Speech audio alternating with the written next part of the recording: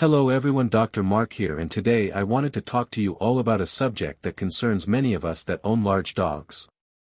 If a large dog bites, even if provoked, they are going to get reported, blamed for the interaction, and too often animal control is going to show up and get a hold of the dog so that they can take it to the shelter. You all know what happens to most of the dogs that end up there. A lot of big dogs end up dead every year after being attacked by a smaller pet that the owner already knew was a biter. Some of them even bite family members, and no one even bothers to report them as a biter since a small dog does not do as much damage. Since this is a video about dog bites that are never reported, it cannot be based on numbers from those reported by the CDC and AVMA, American Veterinary Medical Association. This is not a list of the 10 most aggressive dogs based on dog bites. There are plenty of those lists, and all of them are wrong. Anyone who believes a mellow Siberian Husky is more aggressive than an angry Chihuahua does not understand dogs. There are a lot of people out there who will repeat that list and claim that it is true because it has been reported in a study by a government agency, the Center for Disease Control. Government studies can be wrong. According to a journal article from Applied Animal Behavior Science, the 3 most aggressive breeds are the Dachshund, Chihuahua, and Jack Russell Terrier. A University of Pennsylvania study interviewed 6,000 dog owners. Most thought smaller dogs were more aggressive. At least 20% of dachshunds had bitten strangers. If a fifth of all pit bulls bit strangers, those that want to ban the breed would have a lot more to work with. The other breeds listed here tend to be aggressive but were not listed in the Applied Animal Behavior / University of Pennsylvania study. They are dog breeds that I have decided to add to the list. So you can choose to believe in all or none of the studies. What dog breeds have I seen bite and go through life without being reported? These 5 are at the top of my list. The Dachshund is the breed most likely to bite. These dogs are usually playful and make great pets, but they do chase smaller animals, show aggression to strangers and new dogs, and, if they develop separation anxiety, tend to be destructive and chew up the house. The reason that they are not reported for aggression is a common one: they are small, so their bites do not cause serious injuries. Sometimes a child in the family will need to go into an emergency room for a tetanus shot, and if the parent lists "dog bite" on the admitting form, the bite will be reported to animal control. But a lot of the time that does not happen. Other bites may happen when a dachshund comes across a stranger in his house or yard. If the dachshund bites a kid running through the yard, the parents may not even find out about it, much less animal control. Dachsies will probably go on biting and will probably not be blamed very often. The tiny Chihuahua is often aggressive even when he does not want to be.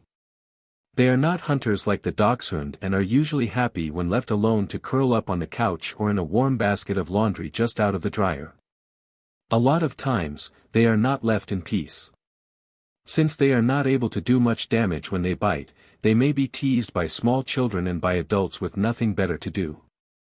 They are easy to provoke. Some breeds may ignore a provocation and go lie down elsewhere. A Chihuahua will get tired of all the foolishness and bite. This dog is rated as one of the most aggressive and is one of the dogs most likely to bite and get away with it. If you don't agree with me, watch a few of the videos where they are teased. The Jack Russell Terrier is an active dog and can be one of the most aggressive. When he is able to work, the aggression is not really a significant issue. JRTs were bred to dig down to dens to hunt foxes, badgers, and other small game, and aggression was a good quality in such a dog. Working dogs that have nothing to do become bored and destructive. The JRT is no exception. If they cannot hunt, they should be taught to play flyball, compete in agility, or at least take to obedience classes. Not providing a JRT with an outlet for his energy encourages him to become aggressive. The rating on the Cocker Spaniel is only based on my personal experience. Anecdotal evidence does not count for much, but if I were to use the official ratings, the Great Dane would be next on the list. Most people would probably report a Great Dane bite. They would probably be embarrassed to report a Cocker bite. The Cocker Spaniels I have worked with are great pets, but they are usually unhappy to be examined by a veterinarian and are willing to bite to get away. This may be due to shyness and poor socialization, not aggression, but it does lead to biting. This breed also may develop a neurological disease called Cocker rage syndrome. When a dog is affected, he will have an epileptic-type seizure and bite anyone in the area. The Yorkshire Terrier was originally bred to work, and although he has become one of the most popular dog breeds, the Yorkie still has a lot of energy and a drive to be active. They are not small lap dogs that will sit around and wait to be showered with attention. They will bark a lot, run at doors and act as a watchdog, and do their best to show how important they are. I read an article about separation anxiety in which the owner complained that his Yorkie bit him on the ankle every time he came home.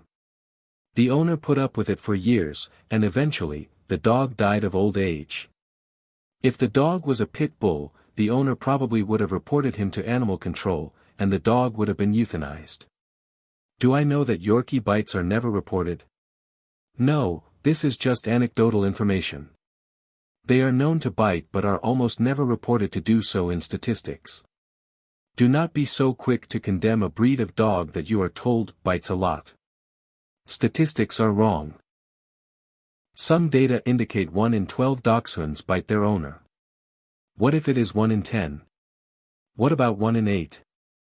No one knows. The studies available on aggression are not enough to decide which breed is most likely to bite. Since small dogs may not do much damage, or the damage may even be ignored, the statistics on dog bites are definitely meaningless. Siberian Huskies, one of the most aggressive dogs according to the CDC, were also rated in this animal behavior study. They were found to be as docile as the Greyhound and Golden Retriever. No one can say a boxer is aggressive and meant to be feared. Can anyone tell you the top 10 most aggressive dog breeds? No. Can anyone tell you the dogs that are most likely to bite? It is not possible. The only thing we can be sure of is that every dog is an individual. There is no way a dog breed should be banned for aggression, as I have met plenty of sweet Dachshunds and large dogs like Rotties and Pitbulls that I would be willing to trust with my grandkids. Thanks for watching. If you have seen small dogs bite and not reported, let us know in the comments. If you learned something from this video, please give it a like, and if you enjoy learning more about dogs, please subscribe to my channel. Any health problems with your dog? You can send me a question at my Ask a Vet column at yourpetsathome.com. Please include your dog's age, sex, breed, and the results of any tests you have had done.